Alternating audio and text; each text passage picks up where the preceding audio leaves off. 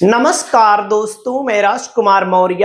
असम विधानसभा चुनाव के लिए 9 अप्रैल को वोटिंग समाप्त होने के बाद लगातार अलग अलग सर्वे एजेंसियों के आंकड़े आ रहे हैं। आंकड़ों में असम विधानसभा चुनाव जो संपन्न हुआ है, जो बम्पर वोटिंग हुई है, उसके बाद क्या नतीजे आ सकते हैं, इस वीडियो में आप सभी साथियों को दिखाने जा रहे हैं। दोस्तों, अब की बार जो लड़ाई हुई है गौरव गोगोई और हेमंता बिश्व शर्मा के बीच, बहुत तगड़ी लड़ाई हुई है और उसी तगड़ी लड़ाई का परिणाम है कि तगड़ी वोटिंग भी हो गई। अब तगड़ी वोटिंग हो गई तो नतीजे क्या बता रहे हैं दोस्तों? एक तरफ कांग्रेस है, कांग्रेस का गठबंधन है असम में, और एक तरफ बीजेपी का गठबंधन है असम में। अन्य भी यहां पर चुनाव लड़ रहे हैं और कांग्रेस 99 सीटों पर चुनाव लड़ी व्यक्तिगत तौर पर, बाकी उसका गठबंधन सहयोगी लड़ा। बीजेपी 90 सीटों पर, यानी कि बीजेपी कम लड़ी, उन्होंने अपने गठबंधन को और सीटें दी। तो क्या हेमंता बिश्व शर्मा की वापसी हो रही है, इस पर हम नजर डालते हैं। दोस्तों, आपके सामने जैसे एक जिला है, जिला वाइज आंकड़े जो आ रहे हैं वही हम बता रहे हैं। कछार का जिला है और कछार के जिले में अगर आप आएंगे, देखिए कांग्रेस के लिए 4 सीट लिखी गई है, बीजेपी के लिए 2, अन्य मतलब AIUDF पार्टी है, क्षेत्रीय पार्टी है, उसका भी अपना प्रभाव है उसके लिए यहाँ पर, और कहीं कहीं पर निर्दलीय का प्रभाव है, उसके लिए 1 सीट है। कछार में कुल मिलाकर के कांग्रेस आगे बताई जा रही है। आपको क्या लगता है कछार में, कमेंट करिएगा। दोस्तों, अगला जिला आता है उदलगुड़ी।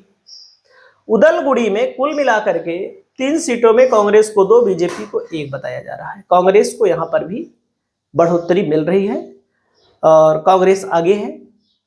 और करीमगंज में दोस्तों कांग्रेस को 3, बीजेपी को 2।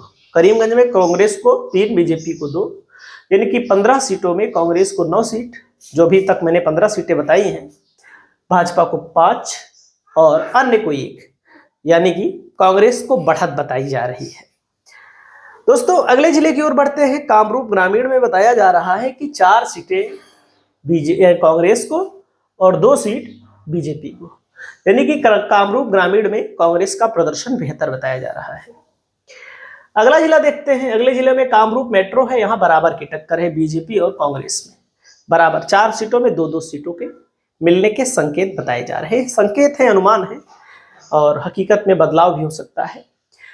कार्बी आंगलोंग दोस्तों, कार्बी आंगलोंग में 3 सीट है, यहाँ कांग्रेस को 2, बीजेपी को 1 सीट, यानी कि कार्बी आंगलोंग में कांग्रेस का प्रदर्शन बेहतर है। अगला जिला आता है कोकराझार में दोस्तों।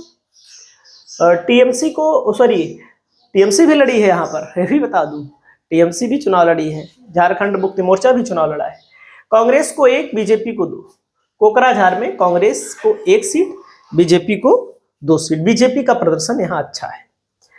दोस्तों, गोलपाड़ा में कांग्रेस पूरा 4 की 4 सीट जीत रही है, क्लीन स्वीप, एक तरफा क्लीन स्वीप कर रही है। दोस्तों, अगला जिला आता है गोलाघाट में। 5 सीट है, कांग्रेस को 3, बीजेपी को 2। कांग्रेस 3 सीटों पर, बीजेपी को 2 सीटों पर बढ़त मिलने की उम्मीद है। अगला जिला आता है चराई देव में दोस्तों। कांग्रेस को 2 सीटें मिलने की उम्मीद है। चराई देव में कांग्रेस पूरा का पूरा क्लीन स्वीप, दोनों सीट मिलने की कोशिश में है। चिरांग में दोस्तों दोनों सीट कांग्रेस के खाते में बताई जा रही है। चिरांग का इलाका कांग्रेस के लिए बताया जा रहा है अच्छा है। जोरहाट में दोस्तों कांग्रेस और बीजेपी के लिए बराबर का प्रदर्शन है। बीजेपी और कांग्रेस जोरहाट में बराबर की सीटें जीत सकने में सक्षम है।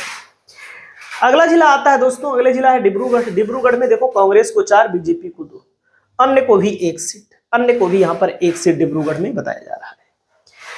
तिनसुकिया में दोस्तों बीजेपी आगे है, 4 सीट, कांग्रेस को 1 सीट। तिनसुकिया में बीजेपी 4 सीट, कांग्रेस को 1 सीट मिलने का अनुमान है। और दक्षिण सलमारा मनकाचार में दोस्तों दोनों सीटें कांग्रेस के खाते में जाती हुई बताई जा रही है। कांग्रेस का प्रदर्शन यहाँ अच्छा है। अभी तक 62 सीटों में 38 पर कांग्रेस, 22 पर भाजपा और 2 को अन्य के खाते में बताया जा रहा है। दोस्तों, अगला नंबर आता है धुबरी में। धुबरी में कुल मिलाकर के कांग्रेस को 4, बीजेपी को 1 सीट मिल रही है। बीजेपी को कम सीटें मिल रही है। और दरांग में 2-2 सीट बराबर बराबर का नतीजा आ सकता है। दरांग में स्थिति मजबूत है दोनों पार्टियों की अपनी अपनी। दीमा हसाओं में कांग्रेस को केवल 1 सीट मिलने की उम्मीद है। दीमा हसाओं में कांग्रेस पीछे है दोस्तों।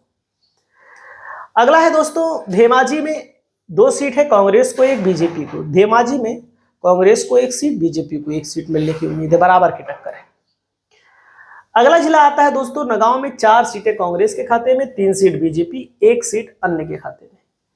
4 सीट कांग्रेस के खाते में, 3 सीट बीजेपी के खाते में, 1 सीट अन्य के खाते में आने के संकेत है। दोस्तों नलवाड़ी में 2 सीट कांग्रेस के खाते में, 1 सीट बीजेपी के खाते में। 2 सीट कांग्रेस के खाते में, 1 सीट बीजेपी के खाते में। अगला बक्सा में कांग्रेस को 2, बीजेपी को 1 सीट मिलने की उम्मीद है, मतलब बीजेपी यहां पर पीछे है, कांग्रेस यहां पर आगे है। अगला जिला आता है पश्चिम कार्बी आंगलोंग में 1 सीट है, कांग्रेस को 1 सीट पूरा मिल रही है। पश्चिमी कार्बी आंगलोंग में 1 सीट पर बीजेपी शून्य है। यहां पर बजाली की 2 सीटें हैं दोस्तों, 1 कांग्रेस के खाते में, 1 बीजेपी के खाते में जाने के संकेत दिख रहे हैं। और बरपेटा के खाते में, बरपेटा के जिले में दोस्तों कांग्रेस को 4, बीजेपी को 1, अन्य को 1 सीट। कांग्रेस को 4, बीजेपी को 1, अन्य को भी 1 सीट मिलने की उम्मीद है। यहां पर विश्वनाथ में दोस्तों कुल मिलाकर के सीटों की संख्या है 2, दोनों बीजेपी के खाते में जाती हुई बताई जा रही है इस सर्वे में। अगला है बोंगाई गांव में दोस्तों कुल मिलाकर के 3 सीटें हैं, कांग्रेस के खाते में 2, बीजेपी के खाते में 1 सीट मिलने के अनुमान यहां पर बताए जा रहे हैं। अगला जिला आता है मोरी गांव में 3 सीटें हैं, 3 में से 2 कांग्रेस को, 1 बीजेपी को मिलने की उम्मीद है। यहां पर मोरी गांव में आप लोग देख सकते हैं कांग्रेस को आगे है। अगला है माजुली में 1 सीट है, बीजेपी के खाते में जा रही है, माजुली की 1 सीट बीजेपी के खाते में। अगला है दोस्तों लखीमपुर की 4 में 3 सीटें कांग्रेस के खाते में, 1 बीजेपी के खाते में। लखीमपुर 3 सीट बीजेपी के खाते में, तो कांग्रेस के खाते में, 1 सीट बीजेपी के खाते में। अगला है शिवसागर में दोस्तों 2 सीट कांग्रेस, 2 सीट कांग्रेस और 2 सीट बीजेपी। शिवसागर में 2 सीट कांग्रेस और 2 सीट बीजेपी के मिलने की उम्मीद है। सोनितपुर में 4 सीट कांग्रेस और 1 सीट बीजेपी को मिलने की उम्मीद है। और हैलाकांदी में दोस्तों 2 कांग्रेस को, 1 बीजेपी को मिलने की उम्मीद है। होजाई में 1 सीट कांग्रेस और 2 सीट बीजेपी, अन्य को 0। तो कुल मिलाकर के टोटल अगर आप देखेंगे तो 126 में कांग्रेस 75, बीजेपी 46, अन्य AIUDF निर्दलीय वगैरह मिलाकर के 5 सीट जीतने में सक्षम हो सकते हैं। तो दोस्तों पिछली बार बीजेपी गठबंधन को 75 सीट मिली थी और 50 सीट कांग्रेस गठबंधन को मिली थी। तो क्या अब की बार वाकई में कांग्रेस सरकार बना पाएगी? क्योंकि यह वह राज्य है जहां पर ध्रुवीकरण बड़ी तेजी से होता है। अगर चुनाव में ध्रुवीकरण हुआ होगा तो कांग्रेस के लिए मुश्किल हो सकता है। अगर सामान्य चुनाव हुआ है तो कांग्रेस के लिए 75 सीटें कोई बड़ी बात नहीं है। आप लोग अपनी राय बताएं। नमस्कार।